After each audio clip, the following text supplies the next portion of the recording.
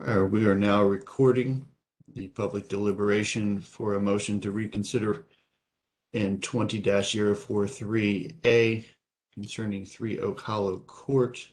This was previously heard in a de novo hearing on this board on 2/23/21.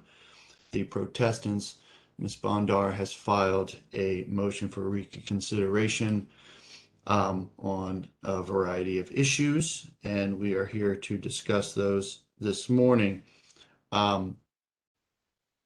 As it seems to be that sometimes I get started and talk too much during these things. Before I discuss the matter, I was wondering if anyone else wanted to have any comments on the issues presented before I do a summary. Mr. Pennington, do you have anything, sir?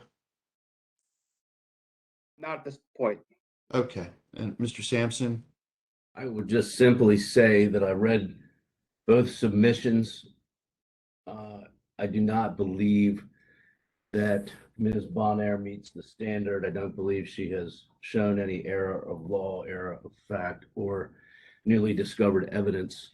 She is attempting to rehash the hearing and color it, to her satisfaction, and we've considered all of those arguments as I understand them, and so I think it's a high standard, and I don't think she meets it. All right. Anything in light of those comments, Mr. Pennington? Well, based on everything I've read so far in the submissions and the opinions and everything else in the record, I would agree with Mr. Sampson. The issues were presented. It looks like the board made findings of fact in support of the decision. So I don't see any reason for the reconsideration. All right. Well, in summary, if I could just in brief summary, the issue at hand was a variance. There had been another variance required that had been actually surrendered or abandoned both before the ALJ and ourselves. This dealt with basically the enclosure of a garage. There was variance relief requested due to basically conditions on the ground of basically for an enclosed garage of where the setbacks were currently standing at this point in time. During the hearing, we heard the testimony of Mr. Carballo, who was the, I guess, architect per se for the petitioners. And we have Ms. Bondar, who appeared pro se. The hearing itself, one of the submittals said it was about 5 hours. I don't know if it was that long, but I know it was a considerable amount of time. It was a very lengthy hearing. And I do also recall that though Ms. Bondar appeared pro se, she did a very extensive job in providing this board with her argument and evidence for her argument. She was well acquainted with the standards of Cromwell and its prodigy, and she made arguments based on those situations. Also during the hearing, there was some questions of Mr. Carballo concerning the size of the structure and other issues dealing with the survey. From what I recall, I think Ms. Bondar asked this board if we could call a certain surveyor. In an in-person hearing, this would be unheard of because you have to have your witnesses there. But since we're dealing with this remotely, it was a situation where I understand why that might be considered by a pro se litigant. That is not a practice that we have of actually trying to contact folks ourselves. But also during the lengthy portion of the hearing, and there was times that we were, I guess you could say, off air. Basically, the way the rules work, you have to prove your case during the hearing, and it behooves you to have your witnesses there if you have someone to rebut something that someone else has said. Absent that, then the board deals with the evidence that is presented during the hearing before us. And just make the point that all cases and all variance requests, they stand alone on their merits. Each case is different.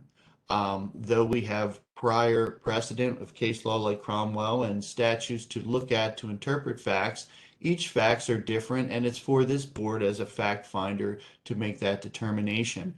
From the evidence that we heard during the hearing, we made a determination that an argument for uniqueness was made and was persuaded this board that there was uniqueness, even though there was some other properties that might share that characteristic.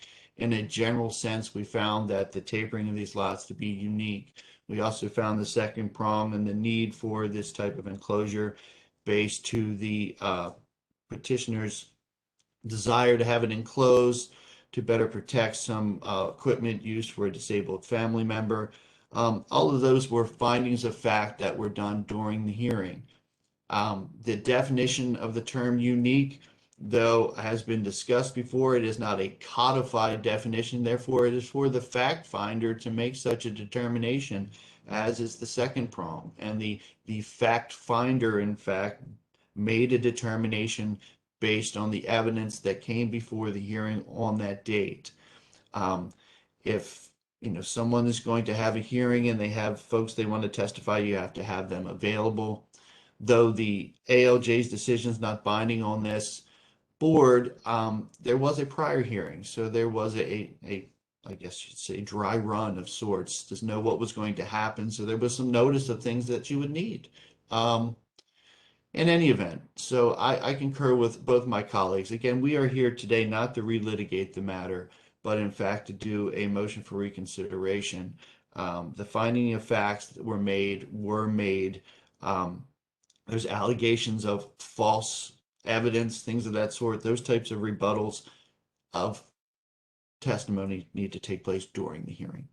So based on those factors and in keeping with the thoughts of my colleagues, I would also say that this request for reconsideration doesn't meet the high standard required to set aside our previous determination.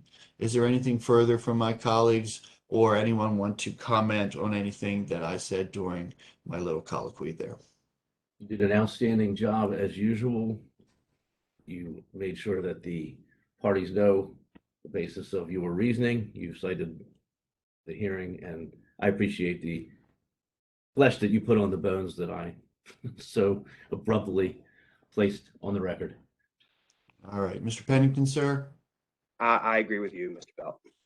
All right, well, gentlemen, I think you have more work to do today that I am not a part. So I happily sign off, and I'll see you both soon. Thank you. Take care. Thank you, sir.